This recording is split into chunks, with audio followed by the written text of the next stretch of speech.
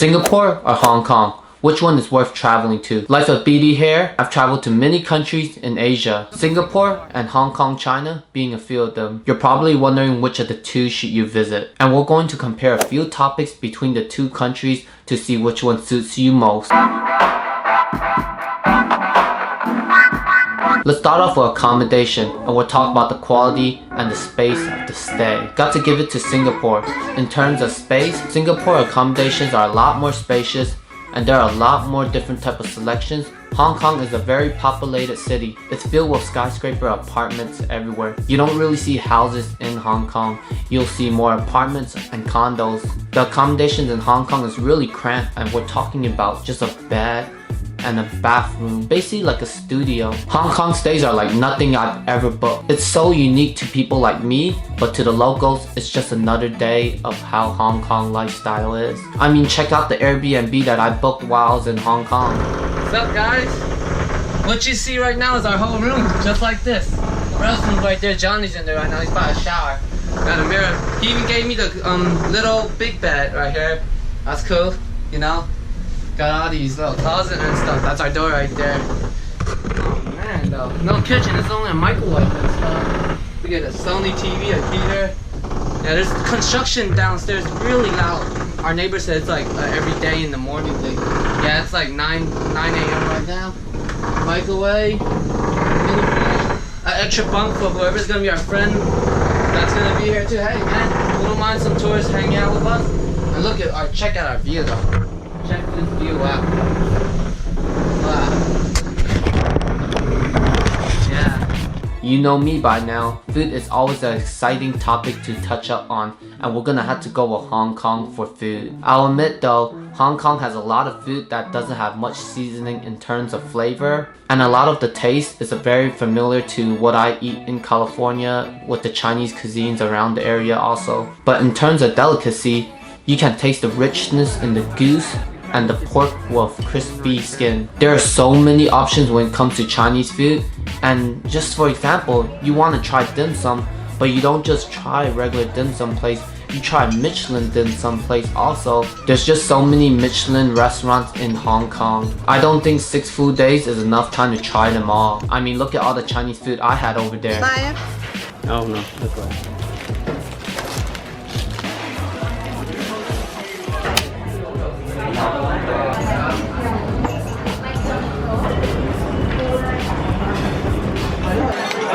You got this part right. Singapore has its own type of delicacy from the hawker stalls with different type of options of food. A lot of food in Singapore has a familiar taste to Hong Kong's flavor. For example, the rice with chicken and Chinese broccoli, which got really popular because the famous Andrew Bourdain went there and tried out the food. If you're on social media, then you will know that Singapore's been on the radar as of late. Singapore might be a small country, but I can guarantee you that there is lots of sights and attractions to see around town. Garden by the Bay is just a breathtaking experience.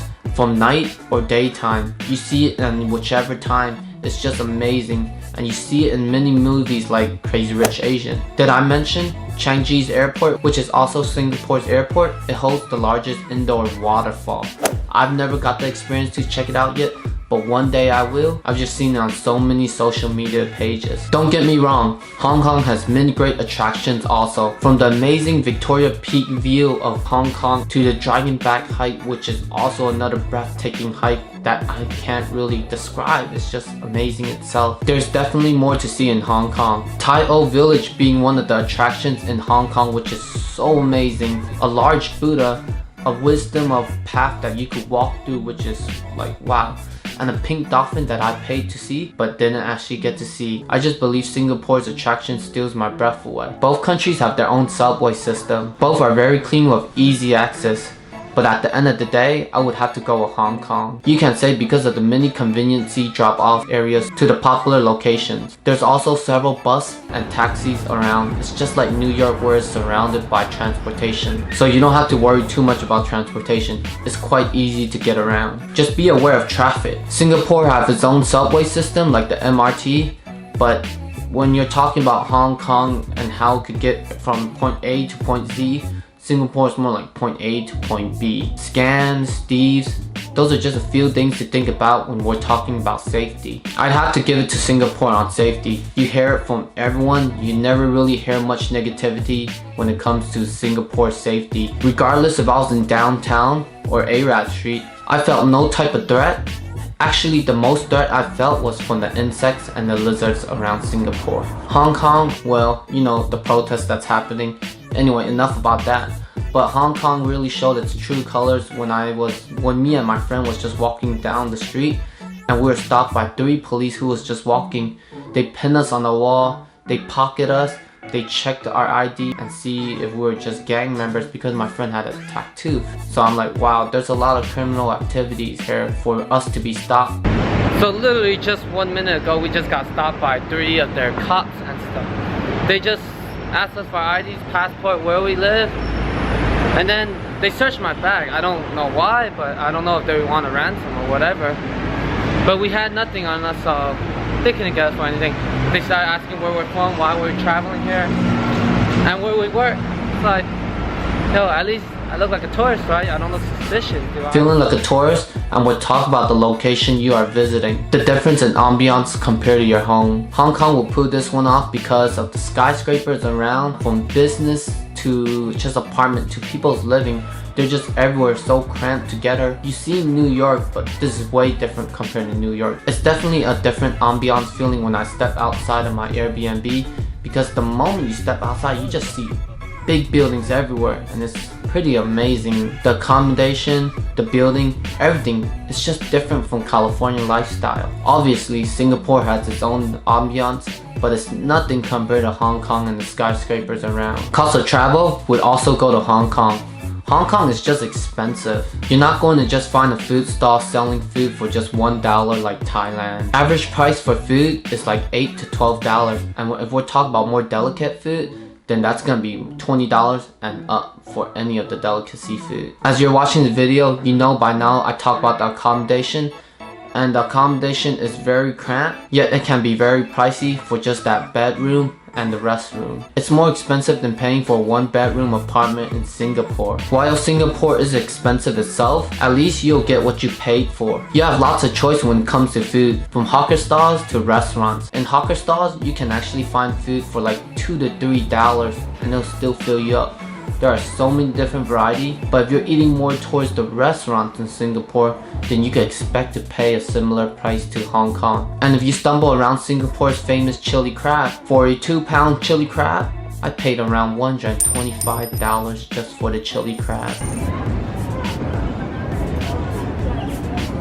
When it comes to speaking and understanding English, it wasn't too difficult finding people that could speak English in Singapore. A lot of Singaporeans actually speak English pretty fluently, so I found my directions easily from here to there. If you're talking about Hong Kong, it's a half and half city. Half the people can speak and understand broken English, but the other half won't understand what you're saying. You're better off with either Chinese or Cantonese and Mandarin. Cleanness, from the streets to your stay.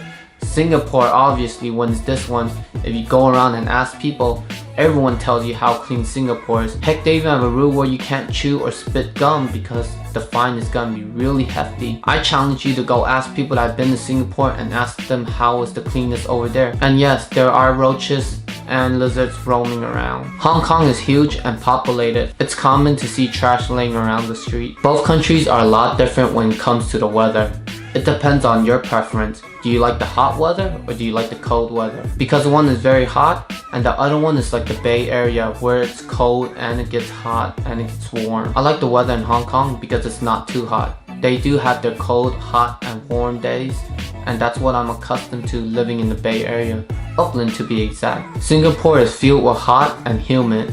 Even if it's raining, it's still gonna be super hot. I guess that answers your question of why there's a lot of lizards around Singapore. Traveling around Singapore January of last year, I had to switch shirt 3 times in one day because I was drenched with sweat. Nightlife, comparing Long Kwai Fong to Clark Quay, and who has the better nightlife. Hong Kong has the upper hand due to the amazing cityscapes at night. Go out there and take a picture at night of the amazing view from the city light. From the many things to do, from the sky bars to the Long Kwai Fong, Kong red light district, which is one of the many red light districts in Hong Kong. There are many night markets open and tons of restaurants still open late night at Hong Kong. Of course, Singapore's Garden by the Bay at night is amazing, but for me, around 11 p.m, I didn't really find much to do around Singapore. That might be because I didn't have no interest in the bars or drinking. If I did, I would probably go up to the Marina Bay Sands, which is the huge hotel with a three-sided and a big boat on the tip top.